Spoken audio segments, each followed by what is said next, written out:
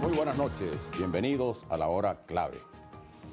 Maki, ¿qué te parece submarinos nazi en aguas venezolanas? Bueno, fíjate, eso es una cosa que a muchos le va a sorprender, igual que a mí la primera vez que escuché eso. Bueno, ese es nuestro tema de hoy. Submarinos nazis navegando bajo aguas venezolanas. Bueno, ¿Cuándo sí. fue? El lunes 16 de febrero de 1942, el tanquero petrolero Tijuana navegaba a 30 kilómetros costa afuera de Punta Macoya, en la península de Paraguaná. El barco desplazaba 2.378 toneladas y tenía más de 30 tripulantes, 20 venezolanos, 3 ingleses, 3 noruegos, 3 chinos y 2 griegos. El Tijuana era el blanco entonces de un ataque de submarinos alemanes. A una hora de la tragedia del Tijuana, otro tanquero que venía del lago de Maracaibo, el buque venezolano Monagas, recibió el impacto de un torpedo lanzado desde otro submarino alemán, destruyendo el puente de mando. Y le quitó la vida al marinero de guardia, el timonel Lázaro Leidens. Alcanzó a otros oficiales que también fallecieron con el impacto. Pero no solo el Tijuana y el Monagas, sino que otros 5 buques fueron torpedeados: San Nicolás, Pedernales, San Rafael, Oranjestad y Arkansas. La ofensiva, denominada Operación Neuland, formaba parte de una acción estratégica de la Marina de Guerra del Tercer Reich, y que el primer ataque alemán fue además el primer ataque alemán a un territorio del hemisferio occidental. Yo me he dedicado a la investigación específica del barco o del buque de guerra que operó la noche del primer ataque alemán en costas venezolanas, que fue la noche del 16 de febrero de 1942, o la madrugada, perdón, del 16 de febrero de 1942. Como todos sabemos, Venezuela jugó un factor fundamental en el suministro de combustible a los aliados en el frente europeo de la Segunda Guerra Mundial. Hay números que hablan hasta de un 80% del combustible que se usó en Europa fue provisto por Venezuela. Entonces, en consecuencia, Alemania o la Marina alemana diseñó una operación que se le llamó la Operación Neuland, cuyo objetivo era interceptar el flujo de suministros desde América hasta Europa. Básicamente, mi padre fue tripulante del buque de guerra cañonero General Urdaneta, y estaba esa noche, o la madrugada del 16 de febrero de 1942, en el mismo, fungiendo como director de máquinas. Para ese momento mi padre tenía 33 años de edad, tenía 4 años ya en el General Urdaneta y tenía 3 años fungiendo como director de máquinas del mismo. El comandante del barco era para el entonces teniente de navío Wolfgang Larrazábal. Wolfgang Larrazábal, quien posteriormente sería presidente de la Junta de Gobierno en el año 58. Como era lógico, el gobierno nacional, presidido por el general Isaías Medina Angarita, envió una nota de protesta a través de la delegación diplomática en Berna, en Suiza, la cual el gobierno alemán no aceptó. Venezuela ya había roto relaciones diplomáticas desde diciembre de 1941 con los países del eje, Alemania, Japón e Italia. Y las acciones del nazismo provocaron respuestas diplomáticas, tales como el congelamiento de los bienes de ciudadanos alemanes radicados en Venezuela. Al mismo tiempo, el gobierno restringió las actividades económicas de estos grupos dentro de las fronteras del país. Mediante una investigación de una comisión del Congreso Nacional, fueron detenidos, como conclusión de las investigaciones de esa comisión, fueron detenidos por lo menos 800 ciudadanos de nacionalidad alemana que tenían actividades de apoyo al partido nazi. La mayoría de ellos fueron encarcelados en Lara y Trujillo, y también se clausuró el Colegio Alemán de Caracas, luego de ser comprobado que tenían actividades pronazis. Los sumergibles nazis tenían información exacta de la hora de salida al Golfo de la flota de tanqueros que viajaba hacia Aruba, asiento de la refinería del Standard Oil, alimentada por petróleo venezolano. Los submarinos atacantes cañonearon las instalaciones petroleras de Aruba y también de Curazao. Como respuesta, 2 bombarderos norteamericanos arrojaron bombas sobre el lugar de donde supuestamente se encontraban los submarinos que atacaban estas instalaciones, pero no pudieron localizarlos. Desde Washington se anunciaba entonces que otros submarinos nazis debían estar merodeando por la costa norte de Venezuela, desde Chichiriviche hasta la península de Paria. Han transcurrido 72 años de la presencia de submarinos nazis en aguas venezolanas. ¿Recuerdan los venezolanos aquel episodio tan importante en la historia nacional? Vamos a consultar su opinión y al regreso estaremos conversando con el capitán de navío Luis Faraje. ¿Usted sabía que en la época de la Segunda Guerra Mundial habían submarinos alemanes en aguas venezolanas? No. Sí, en el Atlántico y hasta en el Orinoco habían. Eso creo que lo escuché alguna vez, pero no estaría seguro si... No sabría decirte si es verdad o es mentira. Pero creo que lo escuché alguna vez en alguna clase, pero no te sabría decir exactamente si es verdad o es mentira. No sé, no creo, de verdad no he averiguado mucho sobre la Segunda Guerra Mundial. Sé más o menos quiénes participaron y tal, pero ni idea. Sí, en la zona de la salida de la desembocadura del río Orinoco hubo submarinos. En la Segunda Guerra Mundial no. Para la Segunda Guerra Mundial no. Sí estaban cerca por la importancia que tenía Curazao, la importancia estratégica y todo, ¿no? Y en el Caribe probablemente había, pero como uno no conoce, lo militar que yo recuerdo de Alemania es lo que le pasó a Castro, ¿no? Que le pusieron, pues por no pagar la deuda, le pusieron lo que pusieron. Ahora la deuda es mayor. No sé qué es lo que va a pasar, por ejemplo, cuando el petróleo nuestro cueste más porque vamos a pasar por Cabo de Hornos, ¿no? Porque aparentemente al romper las relaciones con Panamá tenemos que irnos como se hacía hace 150 años, darle la vuelta a Sudamérica.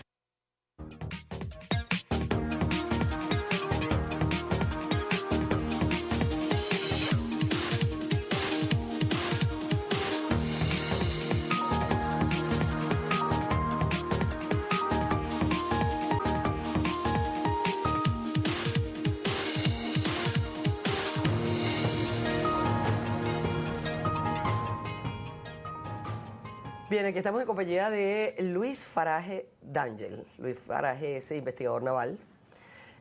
Ha hecho una serie de trabajos de lo más interesantes sobre esta temática naval.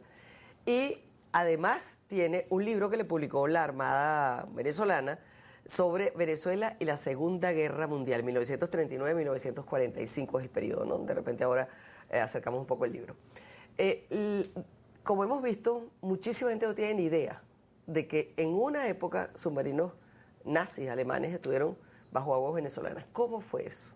Sí, bueno, muchas gracias por la gentil invitación. En efecto, para el común de los venezolanos, la idea y el tema de la Segunda Guerra Mundial parece ajeno y distante a nuestra realidad historiográfica. Pero en la realidad es que durante los años 1942 y 1944 hubo la presencia y el ataque de un número importante de submarinos alemanes dentro del contexto de lo que se llama la Operación Neuland, la Operación Tierra Nueva.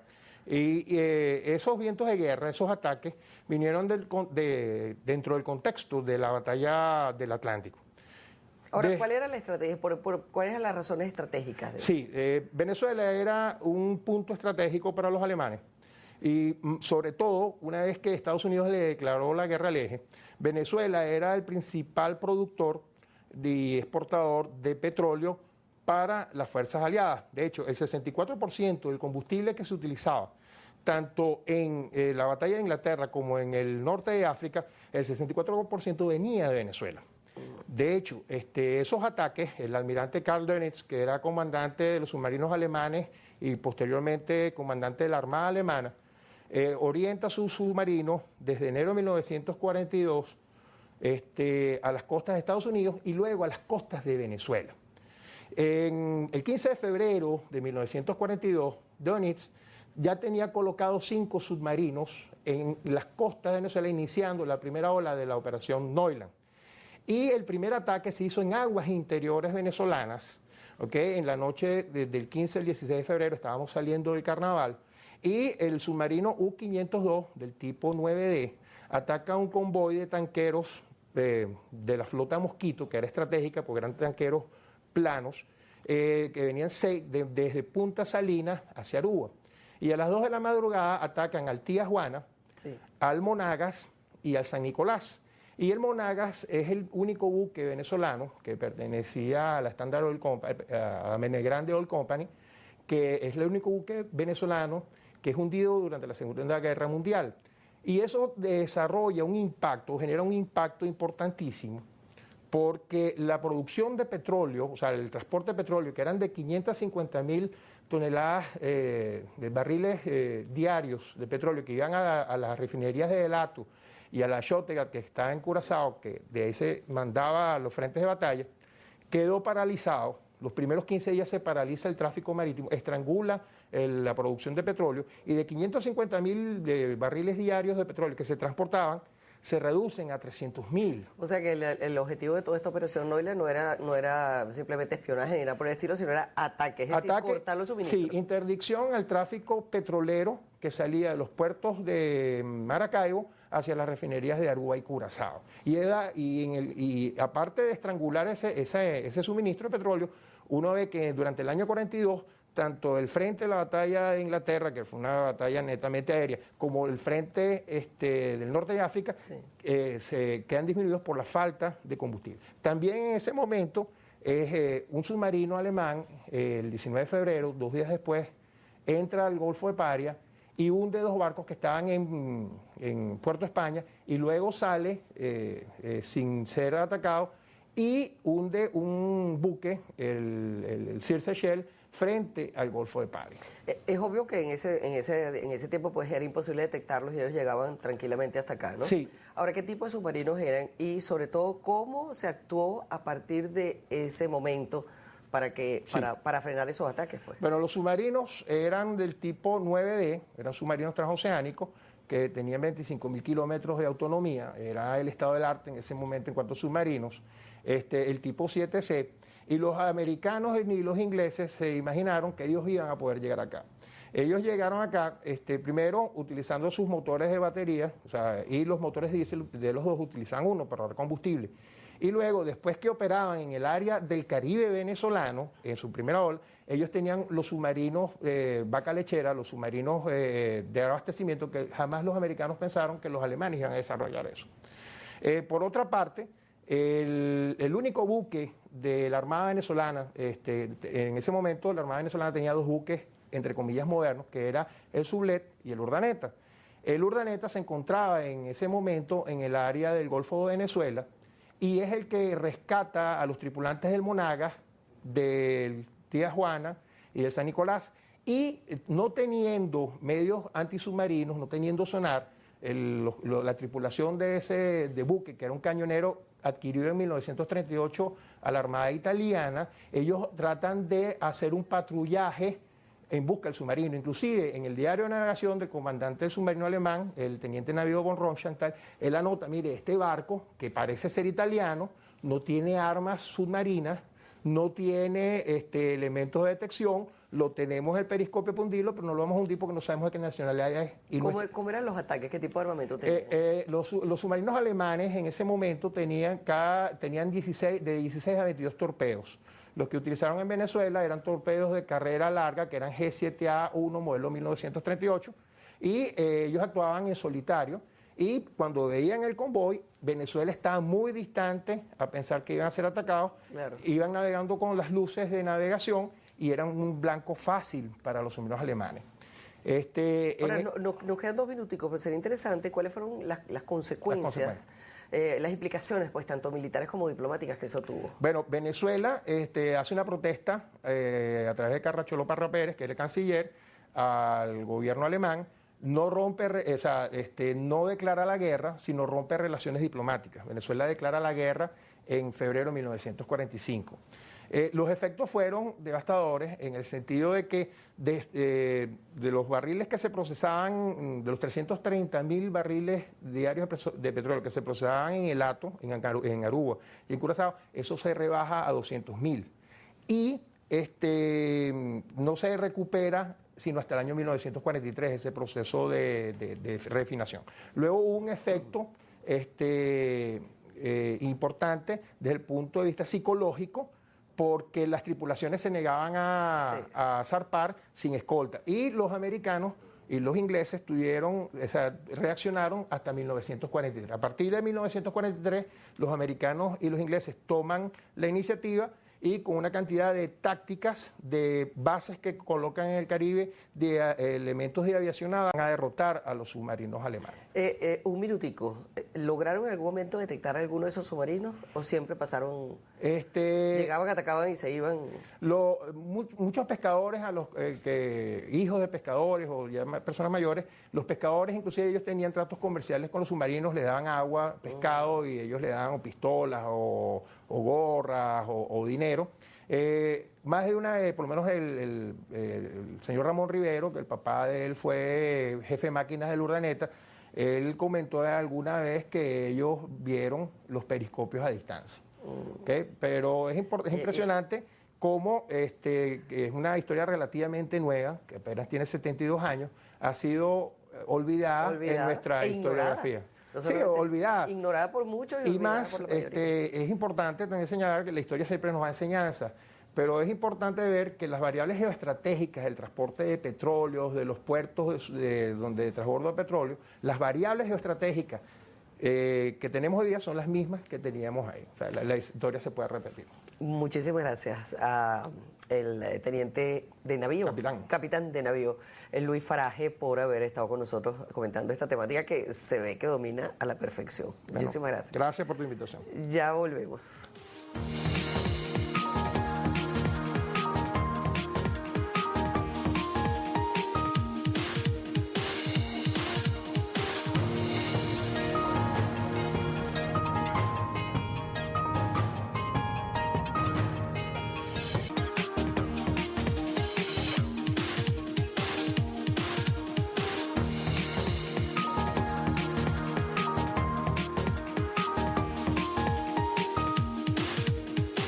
Un estruendo en la lejanía y el capitán, el comandante del barco, Wolfgang Larrazábal, ordenó dirigirse hacia esas luces y ese estruendo para investigar qué había sucedido.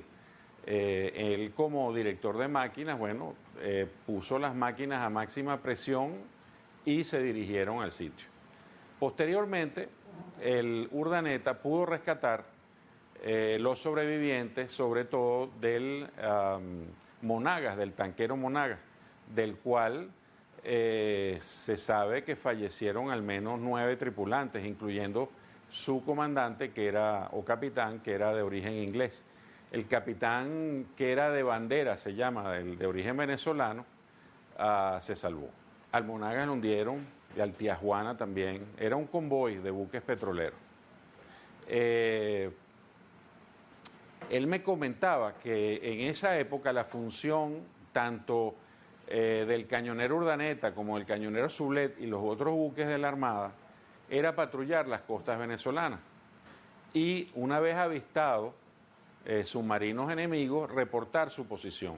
Él me contaba que frecuentemente veían periscopios de submarinos alemanes y que ellos jocosamente rezaban para que no se les ocurriera a los submarinos alemanes gastar un torpedo en ellos. Obviamente los alemanes sabían muy bien que nosotros no teníamos capacidad de detección antisubmarina, sabían que no teníamos capacidad o armas antisubmarinas, y ellos no iban a gastar un torpedo que era tan precioso, tan lejos de Alemania, en un barco que no fuera un tanquero o un carguero de mercancías. Pero en el área de la costa venezolana ellos lo que buscaban era tanqueros. Bueno, Felipe, la historia tiene su parte de terror también, ¿no? Pues la debe haber pasado muy mal la gente viendo esos periscopios ahí. Pero qué interesante la historia, qué interesante las interpretaciones de todos ellos, ¿no? Sí, sin duda alguna, ¿no? Además, son muy aleccionadoras, aportan datos muy interesantes. Y ese es un episodio muy clave porque fíjate que se considera la operación naval más importante en ese momento de la guerra en el hemisferio, ¿no? Sí. Fuera del escenario propiamente de la guerra, ¿no? En Europa. Pero el otro detalle, sin duda alguna, es que ya Venezuela era, la importancia de Venezuela como principal exportador de petróleos del mundo, lo convirtió en un objetivo importante de la guerra, como nos lo explicaban los invitados, ¿no? Sí. Ahora, hay un aspecto importante y es que, bueno, esos son los ataques Pero también hay una cosa de todo lo que paralela. fue la presencia nazi en general. Claro, ¿no? la presencia nazi en Venezuela. En Venezuela. Que los investigadores determinan que desde la década del 20 existía esta actividad. Se fundó el partido nazi en Maracaibo. Posteriormente, en los años 30, llegaron a Venezuela agentes nazis suficientemente entrenados, gente de la Gestapo, que operaban desde Caracas. Y eso provocó una investigación del Congreso en 1942, donde participaron, por cierto, parlamentarios como Andrés Eloy Blanco, Alberto Rabel, Luis Lander, y determinaron allí efectivamente que había una actividad nazi muy importante en Venezuela. ¿Qué medidas tomó el presidente Medina? Se tomaron medidas, hubo detenciones y se localizaron muchos de estos agentes nazis en prisiones, fueron investigados, sometidos a investigación. Se cerró el club alemán, tanto el de Maracaibo como el de Caracas, que se consideraban que eran los centros donde operaban estos grupos. Pero hay un detalle importante que también es poco conocido. Erich Reimers es un periodista alemán que fue contratado nada menos y nada más que por Goebbels para que escribiera un libro que se llamó Los Welser en Venezuela. Se refiere pues a la presencia de los Welser en Venezuela en 1529, sí, su entrada por Coro, las ciudades que fundaron, etc. Pero ese libro hace una interpretación torcida, truculenta de eso, para demostrar que Venezuela era posesión alemana y que esa posesión alemana fue arrebatada posteriormente por España. Entonces, de ese libro se hizo un tiraje masivo y buscaba dentro de la estrategia de Goebbels, por supuesto, convencer a los alemanes de que efectivamente cualquier intervención o ataque se estaba dando a un territorio que según ellos, no solo que había pertenecido, sino que era un territorio alemán. Entonces así debemos entender la importancia de todo este episodio. ¿Esa es la clave? Esa es la clave. Buenas noches.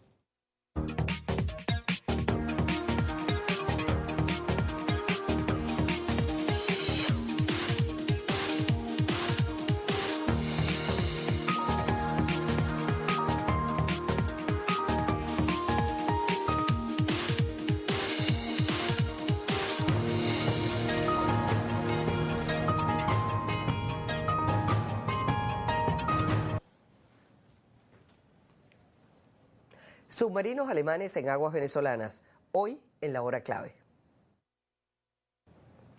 Submarinos alemanes en aguas venezolanas, hoy en la hora clave.